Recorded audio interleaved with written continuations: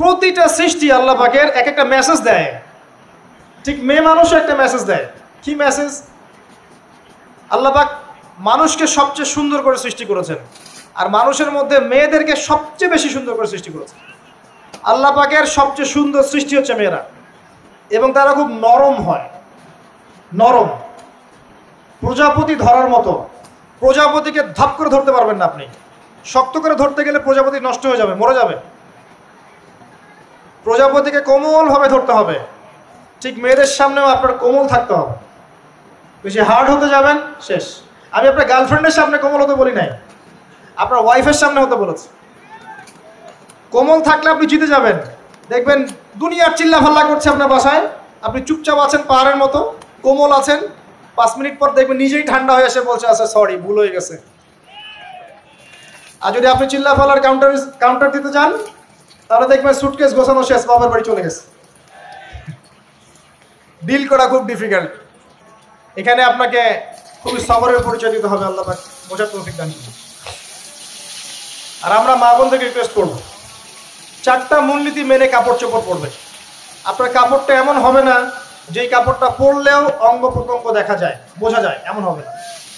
কাপড়টা এমন হবে না এত টাইট ফিটিং যে আপনার অঙ্গের উঁচু নিচু অবয়ব বোঝা যায়, এমন হবে না। কাপড়টা এমন হবে না যেটা অমুসলিমদের পোশাক, আর কাপড়টা এমন হবে না যেটা পুরুষদের পোশাক। এই মূলনীতিগুলো মেনটেন করে কাপড় পরবেন ইনশাআল্লাহ। এছাড়াও মেয়েদের কথায় পর্দা আছে, চলনে পর্দা আছে, ওঠা বসায় পর্দা আছে। নামাজ পড়ার সময় তাদেরকে কিছুটা শালীনভাবে নামাজ পড়তে হয়। তাদের চোখের দৃষ্টির মধ্যে পর্দা আছে। এগুলো কে শিখাবে এখনকার মেয়েদেরকে?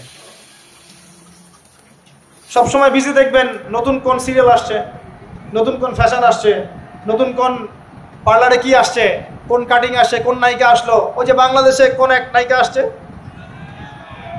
তাই নিয়ে মিডিয়াতে এমন তোলপাড়, মনে কি নাকি একটা অবস্থা। আল্লাহর কাছে তোমার কি মূল্য আছে হে? আল্লাহর কাছে তোমাদের কি মূল্য আছে?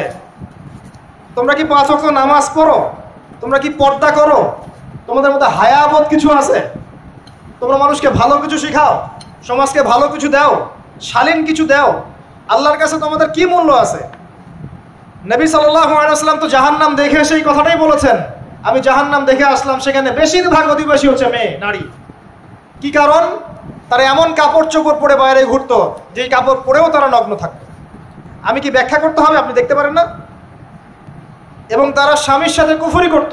সারা জীবন স্বামী যদি তাদের ভরণ পোষণ দেয়, ভালোবাসে, মহব্বত করে, তাদের জন্য জীবনটা ক্ষয় করে ফেলে, এক পর্যায়ে গিয়ে বলবে সারাটা জীবন তোমার কাছে কিছুই পাইলাম না।